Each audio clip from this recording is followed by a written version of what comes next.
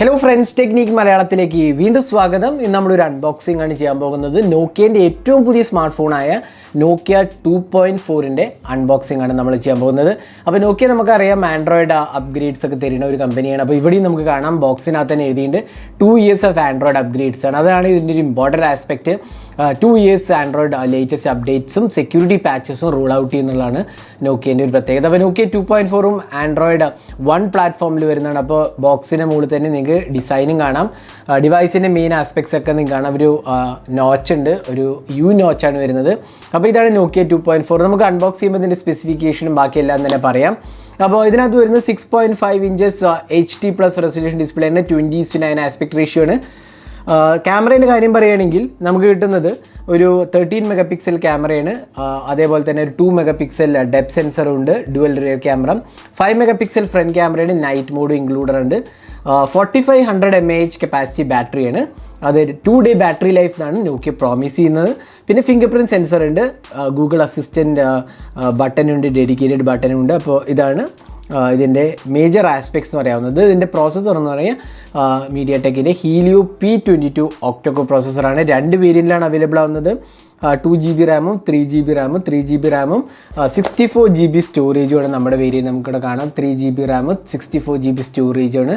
ഒരു ബ്ലൂ കളറാണ് ഇതിൻ്റെ കളർ നമുക്ക് കിട്ടിയിരിക്കുന്ന കളർ. ഗ്രേയും ഒരു പേർപ്പിൾ കളറും ഉണ്ട്. അപ്പോൾ നമുക്ക് ഇതൊന്ന് ക്വിക്ക്ലി അൺബോക്സ് ചെയ്യാം. ബോക്സ് തുറക്കാം.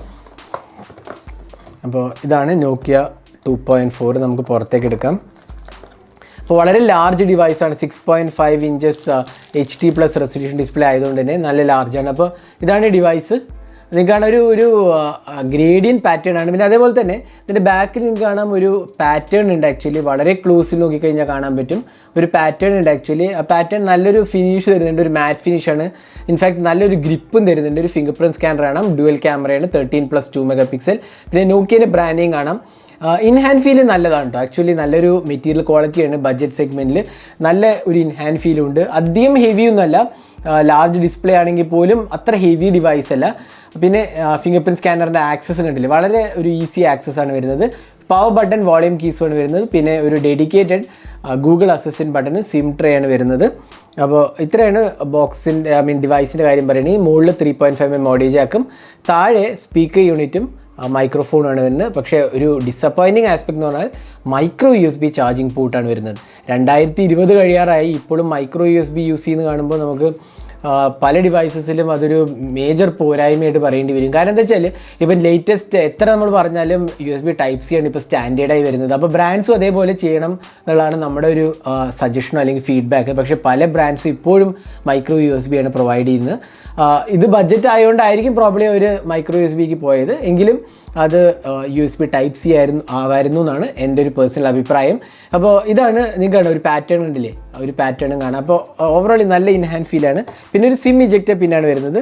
പിന്നെ വരുന്നത് ഒരു അഡാപ്റ്ററാണ്. അഡാപ്റ്ററിൻ്റെ വോൾട്ടേജ് റേറ്റിംഗ് നോക്കാം നമുക്ക്. ജസ്റ്റ് ഒന്ന് ഇതിൻ്റെ എത്ര വരുന്നത് നോക്കാം. ഇതിൻ്റെ വോൾട്ടേജ് റേറ്റിംഗ് 5 volt 1 ampere, വെറും 5 watt ചാർജിങ് ആണ് വരുന്നത്. അതെനിക്ക് തോന്നുന്നു വളരെ ഒരു എന്താ പറയുക, ഒരു വളരെ മിസ്സിങ് ആസ്പെക്റ്റാന്ന് പറയാം. ബേസിക് 10 watt ചാർജിങ് പോലും നോക്കിയ കൊടുക്കുന്നില്ല, വെറും 5 watt ചാർജിങ് ആണ് വരുന്നത്. 5 volt 1 ampere, അതായത് 5 watt ചാർജിങ് ആണ് വരുന്നത്. പിന്നെ ഒരു micro USB charging and data syncing കേബിളാണ് വരുന്നത്. പിന്നെ ഒരു കേസ് ഇൻക്ലൂഡഡ് ആണ്. സാധാരണ നോക്കി അങ്ങനെ കേസ് എല്ലാത്തിലും കൊടുക്കാറില്ല. അപ്പോൾ ഇത്തവണ നമുക്കൊരു TPU കേസ് വരുന്നുണ്ട്. കുഴപ്പമില്ലാത്തൊരു TPU കേസ് ഇതിനകത്ത് ഇൻക്ലൂഡഡ് ആണ്. പിന്നെ ഇതിനകത്ത് വരുന്നത് മാനുവൽ ആൻഡ് പ്രൊഡക്റ്റ് ഗൈഡാണ്, സേഫ്റ്റി ഗൈഡാണ് ഇൻക്ലൂഡ് ചെയ്തിട്ടുള്ളത്. പിന്നെ ഇതിനകത്ത് നമുക്ക് കാണാം ഇതിനകത്ത് ഡെഡിക്കേറ്റഡ് SD കാർഡ് സ്ലോട്ട് ഉണ്ട്. അതൊരു നല്ല കാര്യം തന്നെയാണ്. കാരണം എക്സ്പാൻഡ് ചെയ്യേണ്ടവർക്ക് വേണമെങ്കിൽ എക്സ്പാൻഡും ചെയ്യാവുന്നതാണ്. അപ്പോൾ ഇത്രയാണ് ഇതിൻ്റെ അകത്ത് വരുന്നത്. ഇനി നമുക്ക് ഡിവൈസ് ഒന്ന് ബൂട്ട് ചെയ്യാം. ബൂട്ട് ചെയ്തിട്ട് അതിൻ്റെ ഫീച്ചേഴ്സൊക്കെ എന്തൊക്കെയാണെന്ന് നോക്കാം. അപ്പോൾ നമ്മൾ ബൂട്ട് ചെയ്തിരിക്കുകയാണ്. അപ്പോൾ ഇതാണ് ഡിവൈസ്. അപ്പോൾ നമുക്ക് കാണാം 6.5 inches HD+ റെസൊല്യൂഷൻ ഡിസ്പ്ലേ ആണ്. അപ്പോൾ ഡിസ്പ്ലേൻ്റെ കാര്യത്തിൽ പറയുകയാണെങ്കിൽ ആക്ച്വലി നല്ല ഒരു ക്വാളിറ്റി ഒക്കെ ഉണ്ടെന്ന് പറയാം കേട്ടോ. ഡിസ്പ്ലേക്ക് നല്ലൊരു ക്വാളിറ്റിയാണ്. ഡിസ്പ്ലേൻ്റെ വ്യൂയിങ് ആംഗിൾസ് ആണെങ്കിലും കുഴപ്പമില്ല. ഞാൻ ആക്ച്വലി ബ്രൈറ്റ്നസ് കുറച്ച് റെഡ്യൂസ് ചെയ്തതാണ്, അല്ലെങ്കിൽ കുഴപ്പമില്ല. ഡിസ്പ്ലേയുടെ ടച്ച് റെസ്പോൺസും അത്യാവശ്യം കുഴപ്പമില്ല, ഒരു ബഡ്ജറ്റ് സെഗ്മെൻറ്റിൽ വേണ്ട. പിന്നെ ഒരു ക്ലീൻ UI ആണ് വരുന്നത്. ലിങ്ക് വേറെ ഒരു ആപ്സും തന്നെ ഇൻസ്റ്റാൾഡ് അല്ല. വളരെ ബേസിക് ആയ ആപ്സ് മാത്രമേ ഉള്ളൂ. അതായത് settings, wallpapers, phone, files, FM radio, വേറെ ഒന്നും തന്നെ ഇല്ല. ഗൂഗിളിൻ്റെ 2-3 ആപ്പും മാത്രമേ ഉള്ളൂ. വേറെ ഒരു ആപ്പും തന്നെ ഇൻക്ലൂഡഡ് അല്ല. അതൊരു നല്ല ആസ്പെക്റ്റാണ്. കാരണം എന്താ വെച്ചാൽ ബ്ലോട്ട്വെയർ ഫ്രീ UI ആണ്. വേറെ ഒരു ആഡ്സോ അങ്ങനത്തെ ഒന്നും തന്നെ ഇല്ല. പിന്നെ ഇതിൻ്റെ സെറ്റിങ്സ് പോയി കഴിഞ്ഞാൽ നിങ്ങൾക്ക് കാണാം, ഇത് റെഗുലർ ആൻഡ്രോയിഡ് സെറ്റിങ്സ് തന്നെയാണ് വരുന്നത്. എബൌട്ട് ഫോണിൽ പോയി കഴിഞ്ഞാൽ നിങ്ങൾക്ക് ഡീറ്റെയിൽസ് എല്ലാം കാണാം. Nokia 2.4.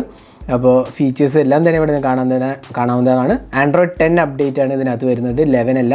11ലേക്കുള്ള അപ്ഡേറ്റ് ഉടൻ തന്നെ വരും. കാരണം Nokia 2 years of promised security updates ആണ് പ്രൊവൈഡ് ചെയ്തിരിക്കുന്നത്. അപ്പോൾ ഇതാണ് UIൻ്റെ കാര്യം പറയുകയാണെങ്കിൽ. അപ്പോൾ നല്ലൊരു UI ആണ്, വളരെ ക്ലീൻ ആൻഡ് സ്റ്റോക്ക് UI ആണ് വരുന്നത്. നോട്ടിഫിക്കേഷൻ്റെ ക്വിക്ക് ടോഗിൾസ് ഒക്കെ പറയുകയാണെങ്കിൽ. അപ്പോൾ ഡിസ്പ്ലേൻ്റെ കാര്യം പറയുകയാണെങ്കിൽ എനിക്ക് തോന്നുന്നു ബഡ്ജറ്റ് സെഗ്മെൻറ്റിൽ നല്ലൊരു ഡിസ്പ്ലേ ആണെന്ന് വേണമെങ്കിൽ പറയാം. അപ്പോൾ കുഴപ്പങ്ങളൊന്നും തന്നെ ഇതിനകത്ത് ഇല്ല. ഇനി ഇതിൻ്റെ ക്യാമറ നോക്കാം. ഇതിനകത്ത് വരുന്നത് ഒരു 13 MP, ഞാൻ നേരത്തെ പറഞ്ഞ പോലെ 13 MP ക്യാമറയാണ് വരുന്നത്. 5 MP സെൽഫി ക്യാമറയും ഒരു 2 MP ഡെപ്ത് സെൻസറാണ് വരുന്നത്. അപ്പോൾ ക്യാമറ UI നോക്കുകയാണെങ്കിൽ അത്യാവശ്യം കുഴപ്പമില്ലാത്ത ഓപ്ഷൻസ് എല്ലാം ഉണ്ട്. പോർട്രേറ്റ് മോഡുണ്ട്, വീഡിയോ റെക്കോർഡിംഗ് ഉണ്ട്. വീഡിയോ റെക്കോർഡിംഗ് നമുക്ക് നോക്കാം എത്രയാണ് വരുന്നത്. Helio P22 ആയതുകൊണ്ട് എനിക്ക് വലിയ ഒരു ഇതൊന്നുമില്ല, പക്ഷേ ഫുൾ HD സപ്പോർട്ടഡ് ആണ്. അപ്പോൾ അതുകൊണ്ട് കുഴപ്പമില്ല.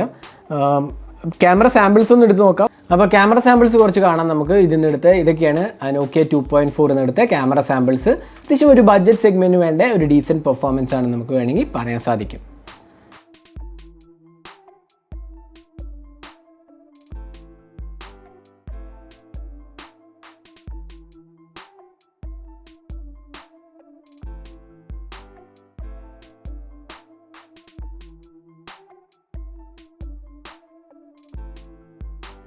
ഇനി ഇതിൻ്റെ 4500 mAh കപ്പാസിറ്റി ബാറ്ററിയാണ് വരുന്നത്. അപ്പോൾ ബാറ്ററി ലൈഫ് നല്ലതായിരിക്കും. കാരണം ഒരു 2 day ബാറ്ററി ലൈഫാണ് Nokia പ്രോമിസ് ചെയ്തിരിക്കുന്നത്. അപ്പോൾ അത്യാവശ്യം നല്ല ഒരു ബാറ്ററി ലൈഫ് നമുക്ക് ഇതിന് എക്സ്പെക്റ്റ് ചെയ്യാവുന്നതാണ്. പക്ഷേ ഇതിൻ്റെ ഏറ്റവും വലിയ പ്രോബ്ലം എന്താ വെച്ചാൽ 5 watt ചാർജറേ വരുന്നുള്ളൂ. അപ്പോൾ 5 watt ചാർജറിൽ 4500 mAh ചാർജ് ചെയ്യാൻ പ്രോബ്ലം ഒരു 4-5 മണിക്കൂർ എടുക്കുമെന്ന് എനിക്ക് തോന്നുന്നു. അതൊരു മേജർ ഇഷ്യൂ ആണ് എന്ന് വേണമെങ്കിൽ പറയാം. കാരണം ഈ പ്രൈസ് സെഗ്മെൻറ്റിൽ ഒരു 10 watt മിനിമം വേണ്ടതായിരുന്നു. കാരണം ഇപ്പോൾ ഓൾമോസ്റ്റ് എല്ലാ ഫോൺസും 18 watt 30 watt ഒക്കെ വരുന്നുണ്ട്. ഓൾമോസ്റ്റ് ലൈക്ക് ഈവൻ ബഡ്ജറ്റ് സെഗ്മെൻറ്റിൽ 22 watt 18 watt ഒക്കെ ബേസിക് ഓപ്ഷനായി വന്നിട്ടുണ്ട്. അവിടെ ഒരു 5 watt ചാർജറാണ് Nokia പ്രൊവൈഡ് ചെയ്തിരിക്കുന്നത്. അപ്പോൾ അതൊക്കെയാണ് Nokia 2.4ൻ്റെ വിശേഷങ്ങൾ. അപ്പോൾ ഇതിൻ്റെ ഞാൻ നേരത്തെ പറഞ്ഞ പോലെ ഇതിൻ്റെ പ്രോസസ്സർ എന്ന് പറഞ്ഞാൽ Helio P22 ആണ്. വളരെ ഒരു ബേസിക് പ്രോസസ്സറാണ്. പക്ഷേ ബേസിക് കാര്യങ്ങൾക്ക് ഇത് യൂസ് ചെയ്യാൻ പറ്റുള്ളൂ. കാരണം എന്താ വെച്ചാൽ ഇത് ഗെയിമിങ്ങോ അങ്ങനത്തെ ഒന്നുമല്ല, ഒരു കോളിങ്ങും അല്ലെങ്കിൽ ഒരു സെക്കൻഡറി ഫോണൊക്കെ ആയിട്ട് യൂസ് ചെയ്യാവുന്നതാണ്. അല്ലെങ്കിൽ ബഡ്ജറ്റ് സെഗ്മെൻറ്റിൽ നമുക്ക് ഒരു entry level large screen display വേണം. ഇപ്പോൾ ഓൺലൈൻ ക്ലാസ്സസിനൊക്കെ നല്ല യൂസ്ഫുൾ ആയ ഒരു ഡിവൈസ്. കാരണം ഹെവി ടാസ്ക് ഒന്നും ആയിരിക്കില്ല, പക്ഷേ ഡേ ടു ഡേ ടാസ്ക് എല്ലാം വളരെ എളുപ്പത്തിൽ നമുക്ക് ചെയ്യാൻ സാധിക്കുന്നതാണ്. അപ്പോൾ ഇതായിരുന്നു Nokia 2.4ൻ്റെ അൺബോക്സിംഗ് ഹാൻഡ്സ് ഓൺ വീഡിയോ. ഈ വീഡിയോ നിങ്ങൾക്ക് ഇഷ്ടപ്പെട്ടു എന്നിരിക്കുന്നു. കൂടുതൽ വീഡിയോസിനായി ചാനൽ സബ്സ്ക്രൈബ് ചെയ്യാൻ മറക്കരുത്. സബ്സ്ക്രൈബ് ചെയ്യുന്നതോടൊപ്പം തന്നെ ബെല്ലൈക്കൻ കൂടെ ക്ലിക്ക് ചെയ്യുമ്പോൾ നിങ്ങൾക്ക് എല്ലാ വീഡിയോസിൻ്റെയും നോട്ടിഫിക്കേഷൻ ലഭിക്കുന്നതാണ്. അപ്പോൾ thanks for watching. Hope to see you in our next video. Have a great day.